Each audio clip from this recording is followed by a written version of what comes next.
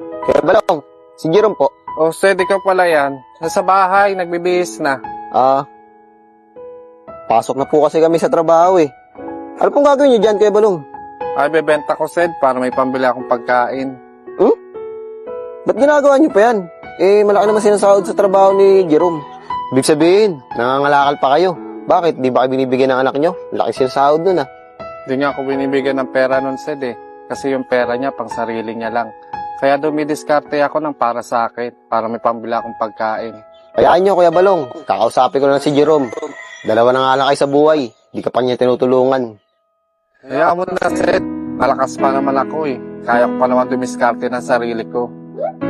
Sige na, Sed. Benta ko muna tong kalakal. Punta mo na yung anak ko doon.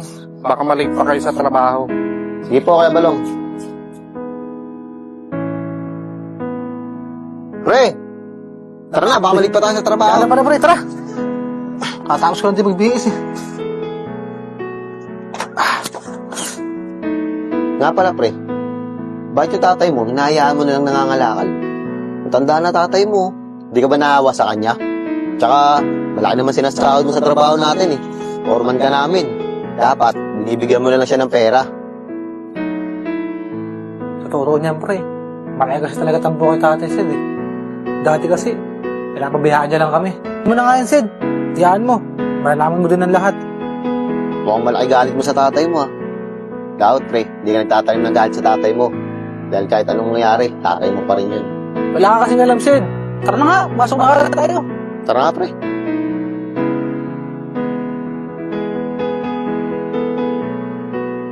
Tagay, Sid. Para makarami tayo. Pre, andyan ba tatay mo? Iyain ka natin mag-inom. Ano ka ba naman, Sid? Ilang beses ko sasabihin sa'yo. Hindi ko tatay yun. Magkasama lang kami sa bahay nun, pero di kami nagpapansinan nun. Tsaka hayaan mo na nga yun. Nag-inom lang tayo. Grabe ka naman, pre. Parang sobrang laking galit mo sa tatay mo.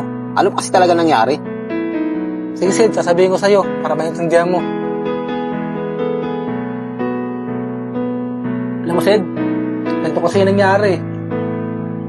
Bata pa ako, kalas di ko maramdaman yung pagmamahal sa akin ng tatay ko na yan. Pinapabayaan niya nga lang ko araw-araw eh. Hindi niya kami iniintindi ni nanay eh. Puro barkada lang inatupag niya. Puro pagbibisyo. Tapos lagi niya po sinasaktan si nanay. Kaya kahit minsan, Sid, di ko naramdaman yung pagiging tatay niya sa akin. Kaya malaking galit ko dyan eh. Di nga ako nakatapos ng high school dahil sa kapagbayaan niya eh. Halos lahat ng mga luho ko, hindi niya malang maibigay kahit sobrang kailangan ko na sa eskwelahan. Alam mo, Sid, minsan, di ko naramdaman na magiging tatay niya sa akin. Namatay na nga si nanay, kakatrabaho para lang may tugod yung pag-aaral ko eh. Pero siya, parang wala man lang pakialam sa amin. Kaya alam mo, Sid, napakalaki talaga ng galit ko sa tatay ko na yan. Alam mo, pre, kahit anong mangyari, huwag ka magtagal sa sama ng loob sa tatay mo.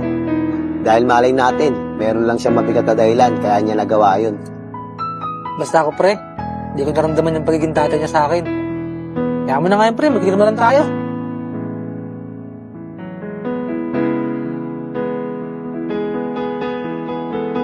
Uy. Oh, ay, Sed, napasyal ka. Opo, mag-aasikaso kasi ako ng requirements ko eh. Kukunin ko yung mga papel ko dyan sa bahay. Anong ginagawa niyo dyan ito? Eto. Kalakal ko to, iniipon ko. Para pambili ko pagkain. Ha? Eh di ba, nandiyan naman si Jerome, hindi kayo inaasikaso. Balita ko, maganda yung trabaho niya. Tara, Sed, pasok mo kayo sa loob. Nakakapagkwento eh. Ulan na rin. Sige, to. To, ano ba talaga nangyari? Sed, alam mo naman, di ba? Matagal na. Masama loob sa akin ni Jerome. Bakit kasi yun yung ginawa mo sa kanila to? Sed, kasi ano eh. Sed, may sakit kasi ko sa puso eh. Hindi ako pwede magtrabaho ng mabigat. Pwede kasi akong atakihin anumang oras.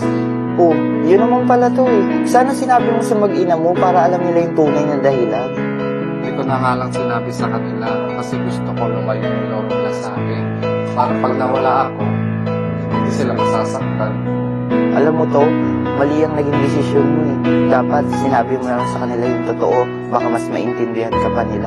Kaya sa ganyan, tignan mo, si Jerome, lumayo yung loob niya sa inyo dahil sa ginawa mo. Baka kung sinabi mo pa yung totoo, baka mas napalapit pa siya sa'yo. Sana, sinabi mo na lang sa kanila to para nasuportahan ka nila at napagamot ka pa nila. Hindi yung ganyan. Mali ang naging desisyon mo to eh. Hindi ko na lang sinabi kasi sa kanila, Sid. Kasi ayaw ko maging pabigat sa kanila. Kasi anumang oras, pwede akong mawala. Ano ka ba naman to? Dapat hindi ganyan yung pag-iisip mo. Wala nang nanay si Jerome eh. Paano pag nawala ka pa? Mawawala na rin siya ng tatay. Kailan mo pa sasabihin sa kanya yung sakit mo? Pag wala ng oras? Pag hindi na pwede? Sige, Sid. Pag may lakas na ako ng loob, sasabihin ko na yung totoo kay Jerome. Ay nako to. Ako na lang magsasabi kay Jerome para malaman niya yung totoo.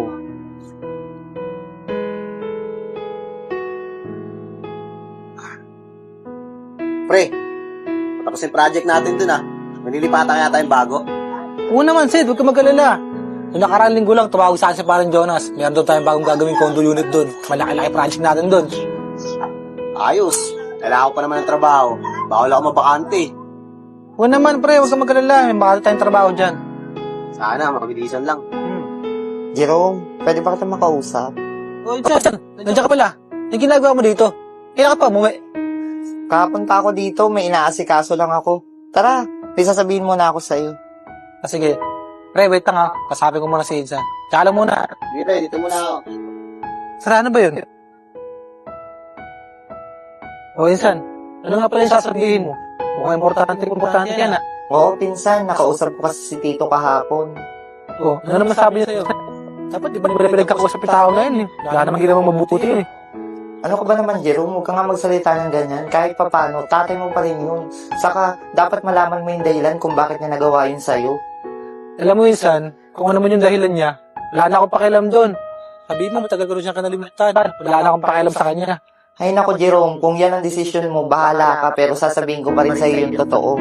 Si Tito, kaya niya ginawa sa'yo yun dahil meron siyang sakit sa puso. Hindi siya pwedeng magtrabaho ng mabigat, kaya ayaw niya maging pabigat sa inyo, kaya hindi niya na sinabi sa'yo. Sinabi ko sa'yo ngayon, baka kasi pagsisihan mo pa kung kailan hindi na pwedeng maibalik yung oras, saka ka pa magsisisi. Sinabi ko lang sa'yo yung dahilan para malinawan yung isip mo, saka malaman mo rin kung bakit niya yung nagawa. E di sana, una pa lang, sinabi niya na agad sa akin na may sakit siya sa puso. Para naintindihan ko, di ba? Yun na nga, Jerome, eh. Hindi na sinabi ni Tito yung totoo kasi ayaw niya maging pabigat sa inyo.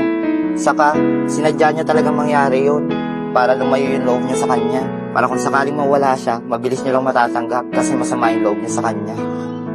Totoo ba talaga yun, Insan? Totoo ba talaga yung sinasabi mo?